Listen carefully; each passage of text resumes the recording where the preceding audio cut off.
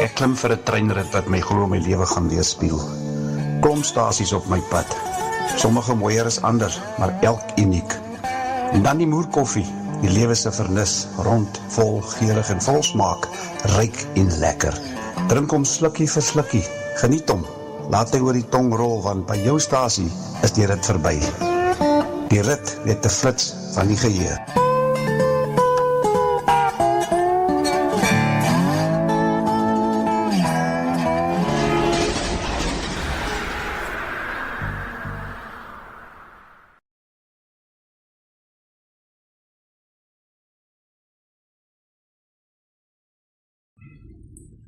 Yes, my ou vriend, hoe lyk dinge daar by jou? Wauw, alweer Woensdag, kan jy dit oorvertel? Klein Saterdag, soos hulle sê. Ja, jessie man. Uitstekende weer hier in Port Elizabeth, Tabaai. Dit nou vir die afgelope week sê dit nie so om en by Saterdag, Sondag. Is baie koud in die nag, maar hier in die oggend hier van so 10:00, 11:00, vroegoggend ook baie koud. Al begin hy so 'n bietjie warm raak en hy hierdie absolute beeldskone dae hier in Port Elizabeth. Hierdie week natuurlik tot dusver. Ag, wat kan 'n ou sê? Daar het so baie goeters sal weer gebeur en ingekom. Maar by die Mshlanga kommissie staan goeters nie stil nie. Die naam Khan is nou ewe skielik op almal se lippe. En dan het die man nog so 'n interessante naam ook. Het klink amper ballisties. Feroz Khan. Nou, almal was salig onbewus van hierdie ou tot en met, ek dink het was gister, as ek by die bus gister, die was presies 'n jaar nadat generaal Konazi basies hy perskonferensie gehou het, waar hy gesê het, we'll fight to the end, or I'll fight to the end. I'm here this morning in order to speak to you about the policing issues that are happening in KZN as well as in the Republic of South Africa. So I'm presenting this briefing to the citizens of this province and by extension the inhabitants of the Republic of South Africa, specifically about the work of the political killings task team. It's been spoken about a lot, I'm sure you know that. Let me give a bit of a background about this political killings task team. In 2018, the President of the Republic, His Excellency President Ramaphosa, established the Interministerial Committee, which we refer to as IMC, which consists of the Ministers of Police, the Minister of State Security, the Minister of Defense, the Minister of Justice and Correctional Services, and Correctional Development. These ministers were given a task by the President to ensure that they deal with matters of security nature that affect political leadership in this province. You will recall that the minister had visited the family of the late Musawenkosi Kashana Mchunu in Plesisle in Pietermaritzburg in May 2018. It was then where this IMC was established by the President. This new administration came into office last year. This IMC that was established by the President has been in existence before the new government. Ever since the new government took over, to date, there's never been a briefing given by myself, nor my management. I believe nothing done by the provincial, the project leader, which is Jara Kumalo, who's now arrested. I cannot talk much about my boss, but us, as people who are running on the ground, we have never given a presentation to the Minister of Police about the work, the successes that I presented of this political killing task team in this province. So for a decision to disband it, we are 100% sure after evidence collected that is informed by the work that they were doing in Gauteng, which the work they did in Gauteng was affecting the people that are closer to the people that are closer to our executive authority. What I know, what I like about KwaZulu-Natal, especially in South Africa at large, that we've got very dedicated people out there from the law enforcement as well as private sector, especially the security companies, that we are running the streets with them on daily basis, who understand that there's a rot in this organization, who understand these problems that you're talking about, and they're not going to sit back and allow this thing to continue. So I'm inviting all of them. I'm inviting the citizens to stand up and protect these men and women who are standing for the truth in this organization. They must protect them. Whether I'm there or not there, fight must go on.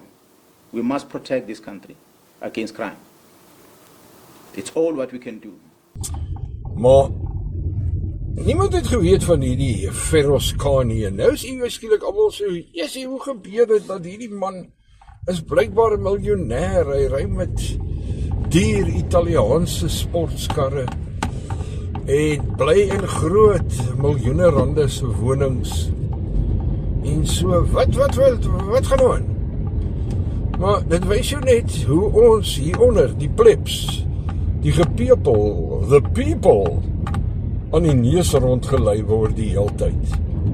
Ons word plain simpel in boeretaal word ons bedonder. Verstaan jy?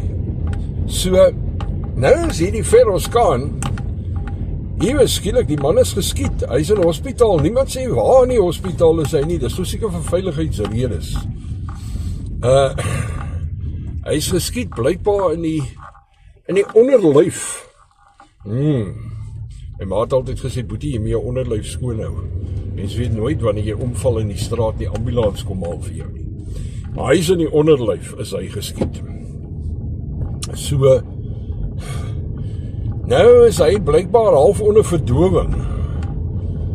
En hy kan nie so lekker met sy regspan praat nie. Nou hierdie week het hulle hierdie regspan van hom al by die Slange kommissie beet gehad. Hulle moes ook om verduidelik het, hoe ver is hulle nou, wat gaan aan, praat hulle met Feroz Khan. En die manne daar so met die lang baarde, hulle sê, nee, hulle probeer met hom praat, maar hulle kan nog nie bepaal hoe sekere wetsterme toerekeningsvatbaar is hy nie.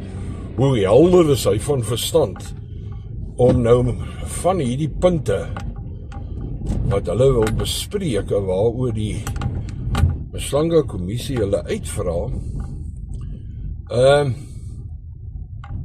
meer wil hulle weet oor dit, maar hulle weet nou nie of hy heeltemal lekker is, jy weet, sy gedagtes suiwer is, om te kan repliek lewer op dit nie, om te kan getuig nie, wat hulle soek om daar so eintlik in persoon, maar hy kon dit nou tot dusver nog nie maak daarna toe nie. Okay, so dis nou vir jou 'n ding. Maar nou lyk my, die Slange kommissie, jy sien, hulle sit verskriklik baie druk op, hulle het eers hierdie meisie gekry,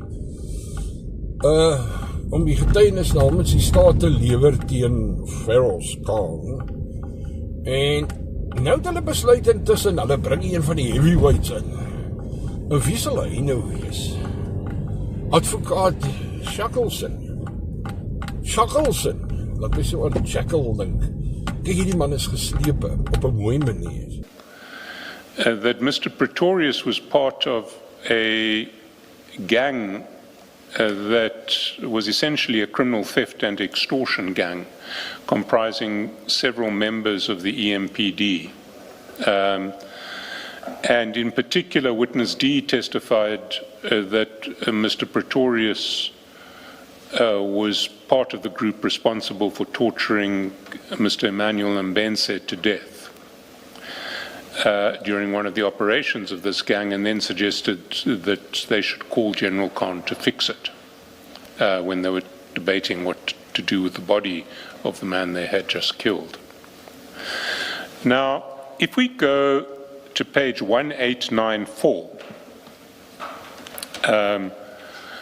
we see that General Khan, in a chat with another person who is, and that we posts a happy birthday picture of himself next to a man who is in fact Mr. Pretorius. And we've identified Mr. Pretorius independently, but that in fact is confirmed by General Khan himself, because after some questions from his counterparty in this chat, which take a while to decode because they are full of, there's a big typo in the middle of them. The counterparty writes his Che, and what he wants to say is who's that? He follows that with that, and if you go over the page to 1895, General Khan responds, Viandre. Hulle het vir Chuckleson ingebring, heavyweight. En hierdie ouens het dit nie gesien kom nie. Nou kyk, hierdie advokaat Chuckleson, ek weet nie hoeveel jy al van hom gesien het nie. Hierdie man werk soos 'n chirurg. Hy maak sy snytjies versigtig. En dan uiteindelik haal hy daai groot skalpel uit, dan gaan hy uit met jou. Wat dit ook al is. So, hulle sit nou baie druk op en nou so onbewustelik begin hierdie regspan vir my lyk asof hulle kliënt, die arme, dink jy, is arme nie, sakke nie, arme Feroz Khan begin hulle onder die bus ingooi. En in die proses met dit, en ek het nou een weer gesien, WhatsApps, ons praat nou daaroor, in die proses begin hulle ander ou dooie duikers ook weer uit die water uit trek. So hierdie ding is besig om op absolute grootskaal hand uit te ruk. Nie vir die Mhlanga kommissie nie, maar vir mense wat daar moet getuig. En ook nie net daai mense wat in die hospitaal lê met wonde nie, ander mense ook. If we go to the footer, page 3428, I don't know, Commissioners, if you see 3428, if you can get to 3428.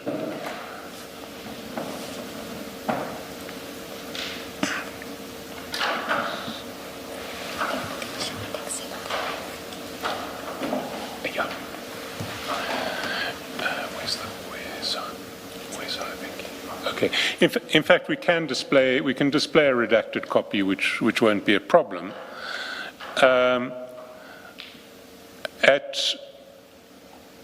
On 14 January at message time 14:33, the officer says, "Hi General, with your permission, I'm issuing Viandre with a permit, just letting you know." We won't then display the next message, where the General says, "Hi so-and-so, no problem." And then over the page, the officer says, "We need team players on our side." Because it's a video that he sends of Mr. Pretorius next to an unmarked car with blue lights.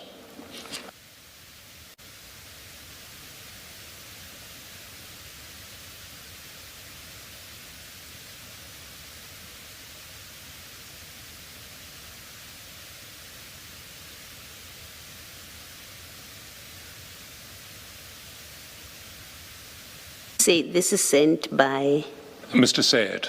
To General Khan. To General Khan. Thank you. And General Khan's response is he's looking sharp in the next chat. That's on the 15th of May at page 5873. It's the media files at 10:01:44 message time.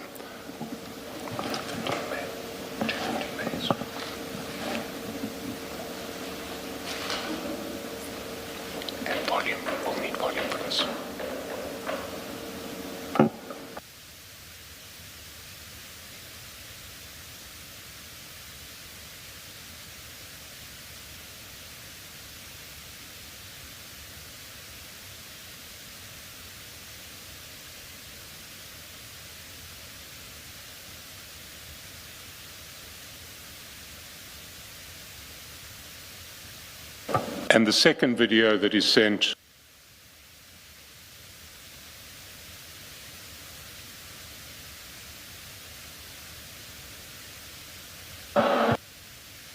and Mr. Sayed follows up those two videos at the top of 5874 with a message to General Khan, "That's how we roll, boys in blue."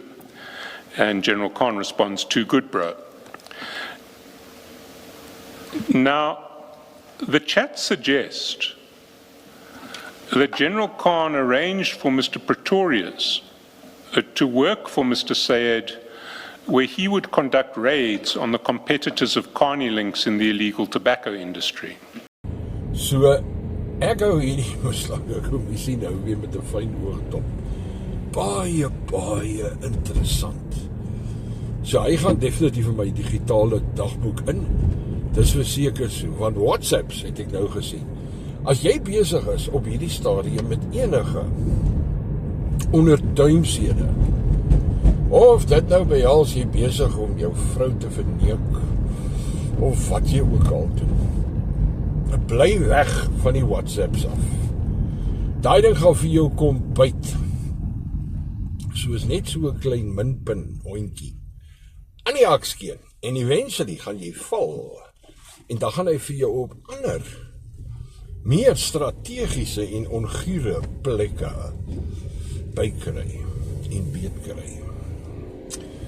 Maar daaroor later, die ander ding wat interessant is, en dit is wanneer 'n familie, die familielede onder mekaar begin beklei. Of dit nou is, ek het jare terug gesien met my pa se afsterwe, hoe daar ewe skielik familielede hulle ware kleure begin wys rondom erfgeld. Nou jy weet wat sê hulle van erfgeld. Die ou mense het altyd gesê erfgeld is swerfgeld. Ja, so vinnig soos jy dit kry, dit erf, so vinnig bestee jy dit ook op ander onbenullighede. En kort voor lank het jy nie meer geld nie. Nou, 'n politieke party kan ook seker as 'n soort van 'n informele familie gesien word, waar sekere lede binne in hierdie politieke party praat met sekere lede oor sekere goed, hulle raak gemaklik met mekaar. En in baie gevalle ook werk hulle saam aan sulke gemeenskaplike tipe van sake. Goed wat vir albei voordeel kan inhou. Maar nou, ten tye van daai praatjies, is daar goeders wat ook nadele inhou vir daai verhouding, net soos in 'n familie. Ma, pa, seun, dogter, oom, antie. En niemand hou dit in gedagte nie. So op 'n kol, dan bars daai bom. Nou wyse mense, daai wat weet, hulle sê vir jou, doen nooit besigheid met 'n familielid nie. Jy doen dit nie, glad nie. Jy gaan nooit 'n besigheid met 'n familielid nie. En jy leen ook nooit vir hulle geld nie, want jy's nie 'n bank nie. My ouerpa het altyd gesê, as jy nie vir iemand geld kan gee nie, moet jy nie vir hulle leen nie, jy's nie 'n bank nie. Sê nie by, volgens die kredietwet is dit onwettig om vir mense geld te leen, spesifiek teen 'n rentekoers.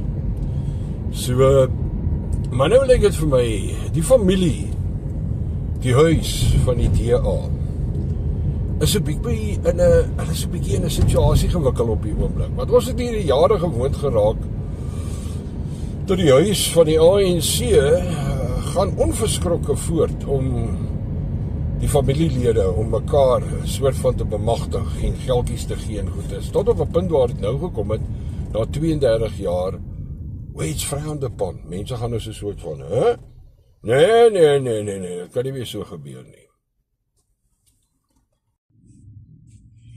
Nou het dit op die lappe gekom, danksy John Steenhuisen, dat daar vind lobbying plaas.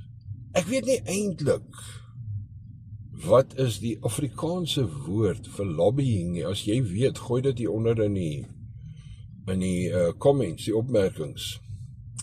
Maar lobbying is 'n ou ding, het kom daar uit Amerika, het kom uit Engeland uit Europa ook uit jare gelede, sover ek kan lees. Wat dit basies behels is, as jy politieke mag het, dan het jy amper soos currency, is amper soos geld. Politieke mag is basies geld. Want jy is nou in die posisie, ek weet nie, jy sal weet waarvan ek praat, jou ou bokbaard bedryf. Maar jy kan vir baie ons die ANC vra, hulle weet presies wat lobbying is en wat dit behels en hoe dit jou sakke kan vul. Maar nou is dit iewers skielik die DA, die ouens wat al die jare teen korrupsie hard beklei, ewen tydens die Zuma-bedeling en die val van die huis van Zuma.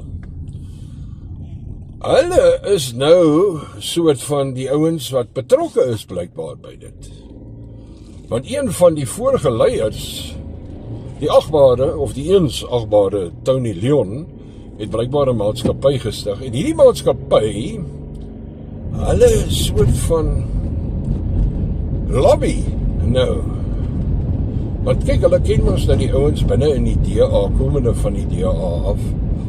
So as daar nou 'n sekere DA-lid binne in 'n ministeriële pos is, soos kommunikasie of landbou of enige van daai tipe van portefeuilles in beheer is van dit, dan kan jy mos nou mense wat sekere dienste lewer of produkte, kan jy met hulle in gesprek bring. Jy as hierdie CEO van hierdie maatskappy met jou span, en sê, luister, ons kan dit en dit vir julle gee, ons gaan dit in hierdie prys gee, en bla bla bla, en so aan. Druk julle dit net deur iewers in wetgewing, of waar daar 'n tender ingehandig word, druk dit deur daarso, en dan, op sy ankel, dan maak ons allemaal geld, smile ons breed, einde van die jaar. So, nou, dit is basies wat lobbying behels. Maar lobbying, party mense sê nou, ag nee, maar dit gebeur oral, dit is nie die ding van dit nie. Lobbying is a gateway to corruption. En ek gaan nie eens vir jou voorbeelde noem, jy kan maar gaan kyk wat ek meen. Of kom ek gee vir jou voorbeeld, wat op die oomblik in die Amerikaanse regering gebeur, with the greatest country in the world leader, Donald Trump. Daar het alles ontstaan uit lobbying uit. En baie mense sê dit versigtig, wat se lobby sal dit wees? Begin met die J. So, nou is die DA soort van in 'n posisie waar baie ouens sê, hulle onderrok daar hang uit. Maar, nou is dit natuurlik die DA, nee, maar die DA is really wat ek meen, ons hou ons besig, ons nie met sulke onderduimshede nie, dit raak nou moeilik. So nou is daar onmiddellik dreigemente, as daar niks was nie. As daar niks was nie, hoekom sal Tony Leon ewe skielik sy toys uit die kot uitgooi en dreig om vir John Steenhuisen hof toe te sleep? Dieselfde soos Cyril Ramaphosa. As die geld in die Rusbank, agbare president, so onskuldig was, hoekom het julle so baie moeite en tyd gedoen deur vir Wally Rode te kry om tot Namibië toe te gaan, om die ding te probeer, die spore dood te vee? Hoekom? Dit maak mos nie sin nie, man. So, hierdie enetjie is definitief ook in my triespeeltjie. En ek dink hy gaan binnekort reg deur die windscreen kom. Ek sien vir jou Saterdag op die trein, die Moerkoffie Express, elke Saterdag, net hier op die stasie vir die nuwe generasie. Radio Suid-Afrika, my naam Alwyn, drink hy Moerkoffie, ek sien jou op die trein. Bye bye. Die Moerkoffie Express, Saterdag van 8 tot 10.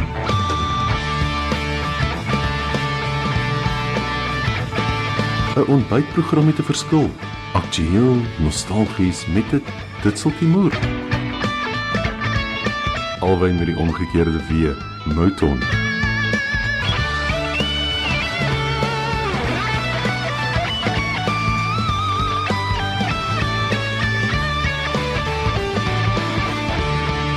Net hier op Radio Suid-Afrika.